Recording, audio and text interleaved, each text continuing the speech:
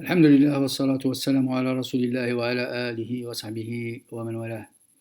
Je voudrais ce soir vous entretenir de Michel Foucault et de ses positions par rapport à la révolution iranienne. Qui n'a pas entendu parler de Michel Foucault? Philosophe célèbre, professeur au Collège de France, auteur d'ouvrages au retentissement considérable, Michel Foucault occupe à n'en pas douter une place singulière dans l'histoire des idées, dans l'histoire de la philosophie.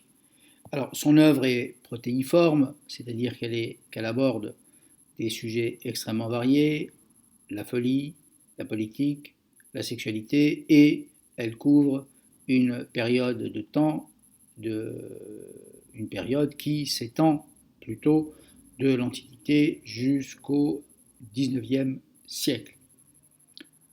Citons de lui l'histoire de la folie à l'âge classique, paru en 1961, Les mots et les choses, publié en 1966, qui va lui assurer une durable notoriété, L'archéologie du savoir en 1969, Surveiller et punir en 1975, La volonté de savoir en 1976, et enfin paru à la veille de sa disparition, quelques jours avant sa mort, eh bien, les deux volumes de l'histoire de la sexualité en 1984. Foucault n'est pas un philosophe en chambre, retiré dans sa tour d'ivoire pour y pratiquer la méditation ou l'introspection. C'est un intellectuel engagé dans les luttes de son temps et de son siècle. Avec des modes d'intervention spécifiques, il appelle ça l'intellectuel spécifique. Il a fondé avec Pierre Vidal-Naquet, l'historien qui a beaucoup milité contre la torture pendant la guerre d'Algérie, et avec Jean-Marie Domenach, l'ancien directeur de la revue Esprit, il a fondé le GIP, c'est-à-dire le groupe d'information sur les prisons, avec le louable souci d'informer sur la situation des prisonniers et surtout de leur donner la parole. Il a aussi milité en faveur de la cause des immigrés, et il a manifesté, il a pris part à leurs manifestations à l'heure où, aujourd'hui, n'est-ce pas, intoxiqués par une propagande de plus de 30 ans, nos compatriotes considèrent que l'immigration les menace, que les barbares sont à leur porte, Hannibal ad portas, ce qui est évidemment extrêmement exagéré, voire faux, alors que les véritables problèmes sont naturellement ailleurs, évidemment. Alors, disons quelques mots très rapides sur les principales œuvres de Michel Foucault. Alors, dans Les mots et les choses, ce qui est en cause pour Michel Foucault, c'est d'abord la notion de vérité, c'est la notion de linéarité dans le progrès des savoirs, et c'est la notion même de sujet.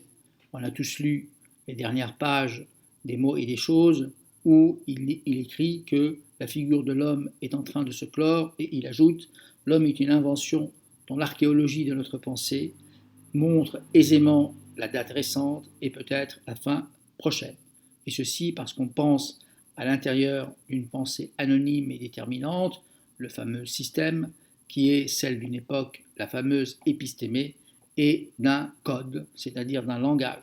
Et cela a pour effet d'éliminer la notion même de l'homme et de tout ce qui s'y rattache ou s'y rapporte, la notion d'humanisme et les rapports que le sujet humain entretient avec le monde extérieur.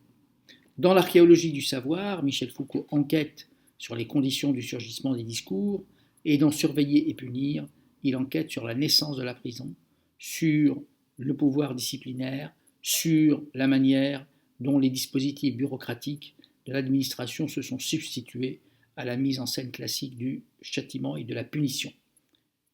Michel Foucault ne le sait pas encore à cette date, c'est-à-dire en 1975, mais bientôt il sera confronté à un régime, le régime du Shah d'Iran, une dictature féroce qui pratique une répression impitoyable et une surveillance, une très très sévère surveillance à l'égard de tous ceux qui ce pic de s'opposer à cette dictature du Shah. En 1977,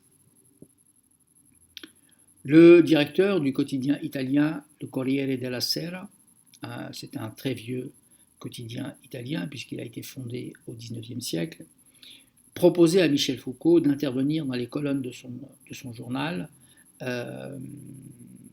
parce qu'il connaissait les engagements et les luttes de Michel Foucault. Il lui proposait d'intervenir pour chroniquer l'actualité ou un certain nombre de thèmes de son choix. Mais le philosophe n'entendait pas faire du reportage au sens où on l'entend d'ordinaire. Il a l'intention plutôt de faire du reportage d'idées. Il appelle ça le reportage d'idées. Foucault avait une conception activiste du reportage qui s'écartait de l'usage, et ce qui était crucial aux yeux de Michel Foucault, c'était de témoigner de la puissance des idées au sein des événements où leur force éclot et se manifeste au grand jour.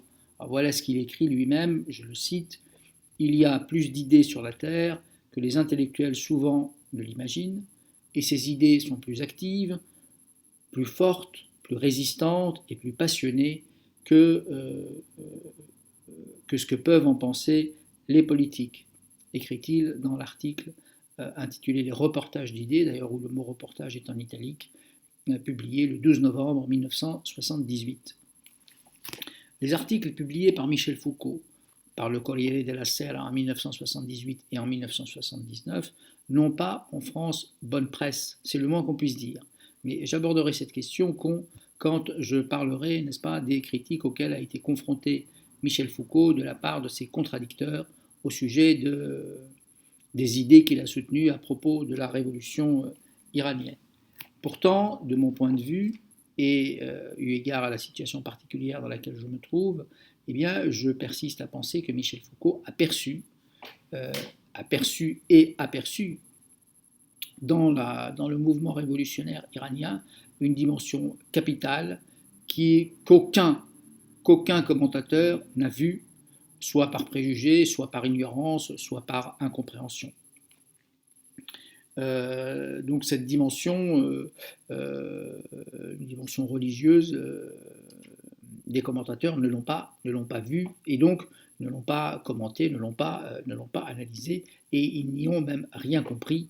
Et pourquoi cela ? Parce que cette révolution n'était pas soluble dans les concepts, dans la logique et dans les concepts de la philosophie politique occidentale. Depuis longtemps, par formation, par tropisme, par éducation, par préjugés, l'héritage des Lumières y est pour quelque chose, mais l'Occident ne peut concevoir qu'une révolution puisse être conduite par un leader religieux charismatique, l'imam Khomeini, suivi et soutenu par une corporation d'intellectuels, de religieux et par le bazar. Pour l'intellectuel occidental, une révolution, c'est forcément la coalition de la bourgeoisie et du peuple, et la réaction, c'est forcément l'alliance du trône et de l'autel. D'accord ? Et voilà comment les œillères des commentateurs et des observateurs les ont empêchés de comprendre cette dimension importante de la révolution iranienne, essentielle de la révolution iranienne, sans laquelle la révolution iranienne est littéralement incompréhensible. Et donc, ils ont crié très vite à l'aveuglement devant quoi ? Devant l'inéluctable, c'est-à-dire une certaine terreur dont on a vite fait le parallèle avec celle de la première révolution française. Remarquons au passage que ce n'est pas pour le compte, n'est-ce pas, d'un organe de presse français que Michel Foucault fait ses reportages, mais pour le compte d'un quotidien italien, et ce seul élément est significatif du climat dans lequel est la culture française par rapport aux religieux. Très vite, donc Michel Foucault comprend que le peuple iranien, dans sa diversité, exige le départ du Shah d'Iran. Le mouvement protestataire iranien, note Foucault, je le cite, constitue une volonté collective parfaitement unifiée. C'est la même protestation, c'est la même volonté qui est exprimée par un médecin de Téhéran, par un mollah de province, par un ouvrier du pétrole, et par un employé des postes, et par une étudiante sous le tchador, tous communient dans une seule réclamation, le départ du Shah. Ce départ, en vérité, revêt plusieurs sens. Il signifie tout à la fois, dit Foucault, la fin de la dépendance, la disparition de la police, la redistribution du revenu pétrolier, la chasse à la corruption, la réactivation de l'islam, un autre mode de vie, de nouveaux rapports avec l'Occident, avec les pays arabes, avec l'Asie. Je continuerai mon propos dans une prochaine vidéo. Wassalamu alaikum wa rahmatullahi ta'ala wa barakatuh.